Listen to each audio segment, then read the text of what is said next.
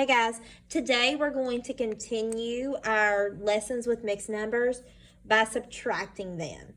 Today we are not going to get into regrouping, and by that I mean the number on the top being smaller than the number on the bottom.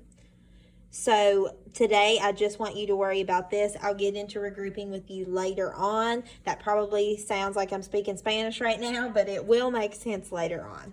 So, just like when we're adding, the first thing we need to do is find the common denominator between 6 and 3.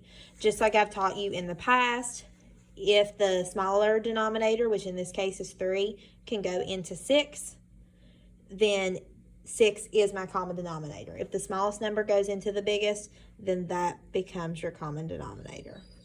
If you don't like to do it that way, you need to write out the multiples, that's fine. You can come out here and go 3, 6, and then get the multiples of 6. Start with 6, and then you will know that it is in fact 6. I need to multiply my 3 by 2 to get to 6. Whatever I do to the bottom, I also need to do to the top. So I need to multiply the top by 2 as well. And when I do 1 times 2, I get 2. Up here, I multiplied my 6 by 1 to get to 6. So I need to multiply my numerator, my top number, by 1. And 5 times 1 is 5. Bring my 6 down. Just like when we're adding, I'm not concerning myself with the whole numbers yet. Right now, my focus is just on the fractions. 5 minus 2 is 3. 9 minus 2 is 7. So I'm left with 7 and 3/6. But remember, guys, when we get to the end of the problem, we have to simplify. We have to put it in lowest terms. And to do that, we need to reduce. So, is there a number that goes into both 3 and 6? Absolutely. And it is 3. So I need to divide the top by 3 and the bottom by 3. And 3 divided by 3 is 1. 6 divided by 3 is 2. So if I wanted to put this in lowest terms, you would be left with 7 and 1/2. Let's try another one.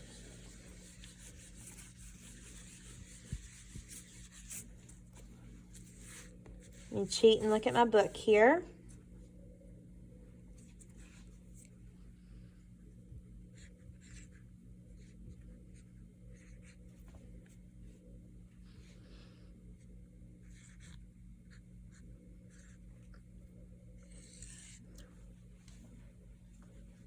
All right, looking at these numbers, I need to find my common denominator between 9 and 6.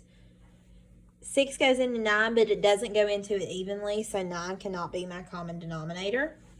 So I need to write out my multiples and figure out what is the smallest number that both 9 and 6 can go into. So I'm writing 9, 18, 24, 36. I'm going to go ahead and stop there and start writing out my 6's so that I can see where they are the same. So I've got 6, 12, 18, bada bing, bada boom. 18 works, so 18 is going to be my common denominator. I need to figure out what I had to do to that 6 to get to 18. 6 times 3 is 18, so since I multiply the bottom by 3, I need to multiply the top by 3. And 1 times 3 is 3. Now looking up here, 9 times what gives me 18? It's 2. Now I have to multiply my top by 2 because whatever you do to the bottom, guys, you have to do to the top. And 5 times 2 is 10. And that 18 stays the same. 10 minus 3 is 7. 10 minus 9 is 1.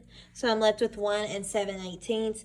Is there a number that can go into both 7 and 18 evenly? No, there is not. So we are finished up here. Let's try one more problem.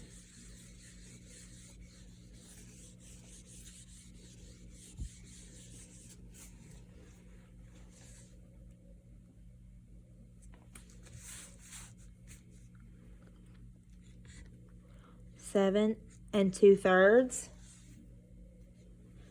minus 3 1/6. All right, finding the common denominator of 3 and 6 is easy because I know it's 6 because I know both 3 and 6 go into it. 6 goes into 6 one time. And 1 times 1 is 1, because remember, whatever I do to the bottom, I need to do to the top.